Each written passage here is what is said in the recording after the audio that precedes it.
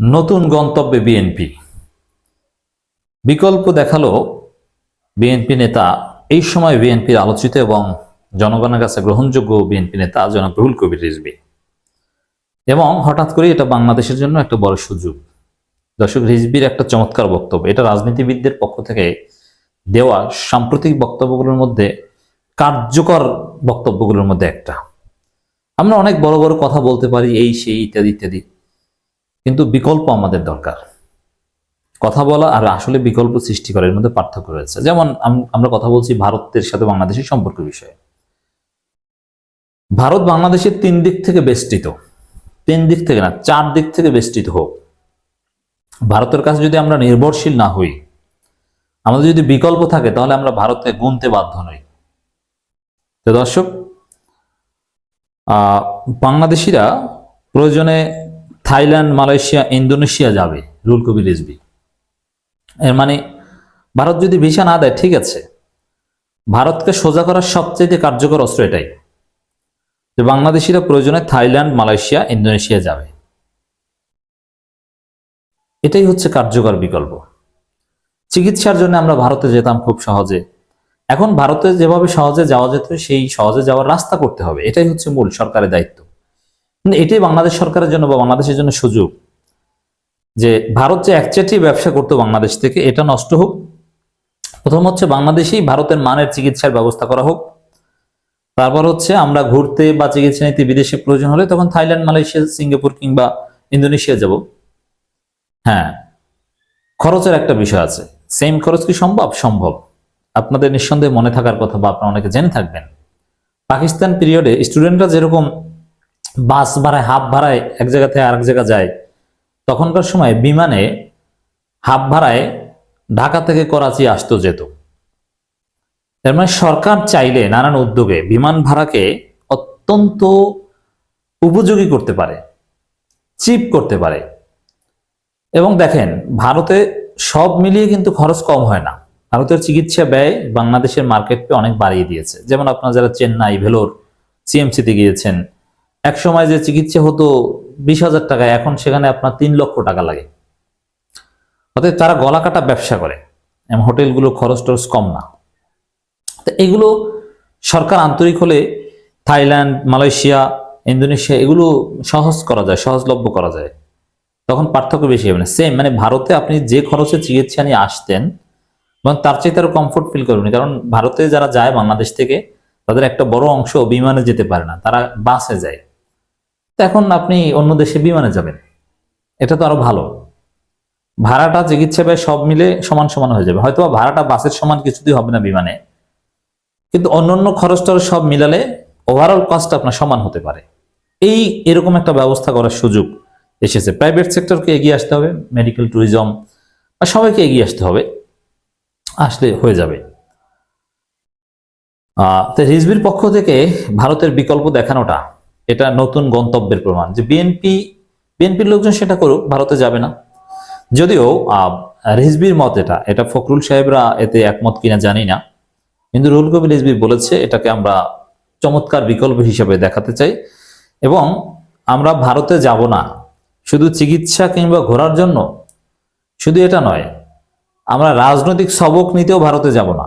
রুহুল কবির রিজভী যদি চিকিৎসা কিংবা ঘুরতে, ট্যুরিজমের ক্ষেত্রে বিকল্প দেখান, তাহলে পলিসি নিতে কিংবা রাজনৈতিক সবক নিতেও ভারতের বিকল্প বিএনপিকে নিতে হবে বা নিতে বাধ্য হবে।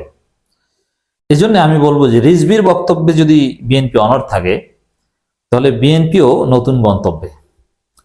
বিএনপির কেবলা, এখন পর্যন্ত বিএনপির একাংশের কেবলা ভারত, সেই কেবলাটা ভারত আর থাকবে না, কেবলা পরিবর্তন হয়ে যাবে, ভারত সাবেক কেবলা হয়ে যাবে। অতএব বাংলাদেশের জন্য সুযোগ মেডিকেল, ট্যুরিজম বা এগুলোর বিকল্প তৈরি করা, ঠিক তদ্রুপ রাজনৈতিক কেবলারও নতুন বিকল্প তৈরি করা। অনেকেরই রাজনৈতিক কেবলা ভারত, আমরা জানি যে ভারত কিভাবে বাংলাদেশের রন্ধ্রে রন্ধ্রে ঢুকে আছে। অতএব এগুলো আউস্ট করার সময় এসেছে, সুযোগ এসেছে। ভারতের পরিস্থিতি নিয়ে কটাক্ষ করেছেন বিএনপির সিনিয়র যুগ্ম মহাসচিব রুহুল কবির রিজভী। তিনি বলছেন, বাংলাদেশের মানুষ প্রয়োজনে থাইল্যান্ড, মালয়েশিয়া, ইন্দোনেশিয়া বা অন্য দেশে যাবে। এই কথাটাই বললাম যে সম্ভব। Thailand, Malaysia, Indonesia instead of Bharat অবশ্যই সম্ভব। ভারতের সাথে আপনি কম সময়ে পারবেন, দ্রুত সময়ে যেতে পারবেন। যেমন বাংলাদেশ থেকে যারা চেন্নাই চিকিৎসা নিতে যান, সেটা অনেক কষ্টের। আমরা জানি চেন্নাই কিভাবে যেতে হয়। আপনাকে এখান থেকে কলকাতা যেতে হয়, তারপরে ট্রেনে করে 3 দিন, অনেক সময় 48 ঘন্টা, বা অনেক সময় আরো লেট হয় 50 ঘন্টা, এইভাবে আপনাকে সফর করে সেই ভেলোর যেতে হয়, চেন্নাই যেতে হয়। অথচ বাংলাদেশ থেকে আপনি কয়েক ঘন্টায় থাইল্যান্ড চলে যাবেন, ইন্দোনেশিয়া চলে যাবেন। তবে হ্যাঁ, আবারও বলছি যে ট্রেনে আপনার ভাড়া বাংলাদেশি টাকার 2000, 3000, 5000। আপনার ইন্দোনেশিয়া, মালয়েশিয়া যেতে ভাড়া হয়তো 20,000, 30,000 যাবে, কিন্তু ওইখানে যে আপনার যে খরচ হতো এটা আবার ওভারঅল সমান সমান হবে। এজন্য বিভিন্ন প্রাইভেট সেক্টর যদি এগিয়ে আসে, এটা সম্ভব। এজন্য সরকার আন্তরিক হতে হবে। এতদিন এরকম বিকল্পের চেষ্টা কেউ করেনি। আচ্ছা, যখন বাংলাদেশ এবং পাকিস্তান এক ছিল, মানে 1971 সালের আগে, তখন কি বাংলাদেশের মানুষ হর হামেশা করাচিতে যায়নি? করাচিতে যাওয়ার জন্য কি ট্রেন ছিল, না গাড়ি ছিল, বিমান ছিল? সে বিমানে গিয়েছে, করাচি, ইসলামাবাদ হর হামেশা যেত। রাজধানী, আমাদের রাজধানী ছিল তখন করাচি, যেতে হতো। গিয়েছে বাংলাদেশের জনগণ, রাজনৈতিক মিটিং করার জন্য যেত, সরকারের সাথে দেখা করতে যেত, চাকরি পরীক্ষার ভাইবা দিতে অনেক সময় যেতে হতো, অনেকে বিশ্ববিদ্যালয়ে পড়তো, বিমানে যেতে আসতো খুব সহজ। এটা অভ্যস্ত হলে, ব্যবস্থা করলে কোনো ব্যাপার না, এটা সিরিয়াস কিছু না। সেখানে সরাসরি সীমান্ত থাকতে হবে এটা মোটেও জরুরি নয়। উদাহরণ হচ্ছে বাংলাদেশ পাকিস্তান 1971 সালের পূর্বে হর হামেশা যেত। শেখ মুজিব বা যারা রাজনীতি করতো, তারা এই যে আজকে ঢাকা প্রোগ্রাম, কালকে করাচি, কালকে ইসলামাবাদ, অমুক জায়গায়, এগুলো চলতো অ্যাভেলেবেল। ভারতীয় পণ্য বর্জনের দাবিতে এক অনুষ্ঠানে তিনি মন্তব্য করেন। রিজভিকে আরো ধন্যবাদ যে ভারতীয় পণ্য বর্জন আন্দোলনটা এখন কিন্তু যেখানে হচ্ছে সেখানেই রিজভি বলেন, ভারত মনে করছে বাংলাদেশের মানুষ অস্থির হয়ে গেছে, কিন্তু বাস্তবে তা নয়। তারা আনন্দিত। কলকাতার ডলার খরচ করে কেনাকাটা বা চিকিৎসা করতে যাওয়া বন্ধ হলে বাংলাদেশের মানুষ অন্য দেশগুলোতে যাওয়ার পথ খুঁজে নেবে। তিনি আরো বলেন, ভারতের বর্তমান সরকার সাম্প্রদায়িকতার ধোয়া তুলে কট্টর হিন্দুত্ববাদীদের উস্কে দিয়ে তাদের আধিপত্য কায়েমের চেষ্টা করছে। এই মনোভাবের কারণে নেপাল, ভুটান, শ্রীলঙ্কা, মালদ্বীপ ভারতের কাছ থেকে দূরে সরে গেছে, এমনকি বাংলাদেশও ভারতের সঙ্গে নেই। রুহুল কবির রিজভির বক্তব্য অনুযায়ী বাংলাদেশও ভারতের সঙ্গে নেই, মানে বিএনপির গন্তব্য নতুন, অন্য গন্তব্য। রিজভি অভিযোগ করেন, স্বাধীনতার পর ভারতের গণতান্ত্রিক ঐতিহ্য বর্তমান সরকারের হাতে বিপন্ন হয়েছে। তিনি বলেন, বাংলাদেশে 30 লাখ শহীদ, 2 লাখ মা বোনের আত্মত্যাগের মধ্য দিয়ে স্বাধীনতা অর্জন করেছে। 18 থেকে 19 কোটি মানুষের এই দেশকে চোখ রাঙিয়ে দাবিয়ে রাখা যাবে না। তো দর্শক, এখানে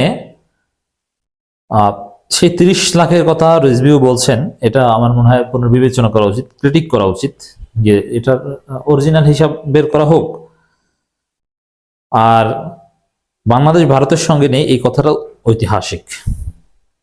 শেখ হাসিনা নেতৃত্বাধীন সরকারকে ভারতের পছন্দের উল্লেখ করে রিজভি বলেন, ভারতের উস্কানিতে শেখ হাসিনা ইচ্ছা মতো কাজ করেছেন। তিনি বলেন, হাসিনা নির্বাচন হয়েছে ভোটারবিহীন, তবে সরকার ছিল মিডনাইট ভোটের সরকার। ভারতের পণ্যের উপর নির্ভরশীলতা প্রসঙ্গে তিনি বলেন, পেঁয়াজ বন্ধ করলে মনে করা হয়েছিল বাংলাদেশের মানুষ তরকারিতে পেঁয়াজ ব্যবহার করতে পারবে না, কিন্তু বাস্তবে দেশের মানুষ নিজেরা উৎপাদন বাড়িয়ে প্রয়োজন মিটিয়েছে। শুধু উৎপাদন বাড়ানো না, এটা তো আছেই, বিকল্প পথে একটু চেষ্টা করলে আরো কম দামে আনাও সম্ভব, সেই রাস্তাও কিন্তু আছে। ফ্যাসিস্ট আওয়ামী লীগ ছিল গণতন্ত্রের ভয়ঙ্করতম শত্রু, তারেক রহমানের কথা বলেছেন। আওয়ামী লীগ প্রোডাক্ট ভারতের আরেক প্রোডাক্ট আওয়ামী লীগের বিরুদ্ধে সোচ্চার হওয়াটা ভারতীয় পণ্য বর্জনের সবচেয়ে বড় দিক। অতএব এভাবেই ভারতীয় পণ্য বর্জন চলবে। রুহুল কবির রিজভি, ফখরুল সবাই কম বেশি বলছেন। তো দর্শক, বাংলাদেশের জন্য আসলেই একটা নতুন সুযোগ, উত্তম বিকল্প তৈরি করার। এজন্য পাবলিক প্রাইভেট উভয় সেক্টর যদি আন্তরিক হয়, স্থায়ীভাবে আমরা সত্যিকার অর্থে স্বাধীনতার স্বাদ ভোগ করতে পারবো। আমরা কারো উপর নির্ভরশীল থাকবো না, আমাদের মোটেও খারাপ লাগবে না। এখনো আমি জানি যে যারা ভারতে যেতেন কেনাকাটা করতে কিংবা চিকিৎসা নিতে, তাদের কাছে খারাপ লাগছে যে আমি যেতে পারছি না, কিন্তু আমাদের হাতে যদি বিকল্প থাকে, আপনি ভারতে যেতে পারবেন না, অনেক ক্ষেত্রে পাকিস্তানে যাবেন। যেমন এই যে পাকিস্তানের সাথে ফ্লাইট চালু হয়েছে শপিং করতে, বাংলাদেশে পাকিস্তানি কাপড়ের মান ভারতের চাইতে ভালো। যেমন বাংলাদেশে আপনি ভারতীয় কাপড় আর পাকিস্তানি কোনটার দাম বেশি? পাকিস্তানি 3 পিস, পাকিস্তানি ফ্যান, অনেক প্রোডাক্ট আছে যেগুলো পাকিস্তানিটা ভারতের চাইতে অনেক ভালো। প্রয়োজনে এই পাকিস্তানে শপিং করার অভ্যাস করতে হবে। ফ্লাইট চালু হয়েছে এবং পাকিস্তানও যদি আন্তরিক হয়, বিকল্প সরকার যদি চুক্তি করে কম ভাড়া নানান হিসাব নিকাশ করতে পারে, পাকিস্তানের হোটেল ভাড়া আরো কম। আর পাকিস্তানের ইনফ্লেশন আছে, নানান ঝামেলা আছে, এই জন্য ডলার রেটের সাথে হিসাব নিকাশে কিছু লাভজনক দিকও আছে। তো এভাবে বাংলাদেশের জন্য একটা সুযোগ এসেছে বিকল্প তৈরি করার।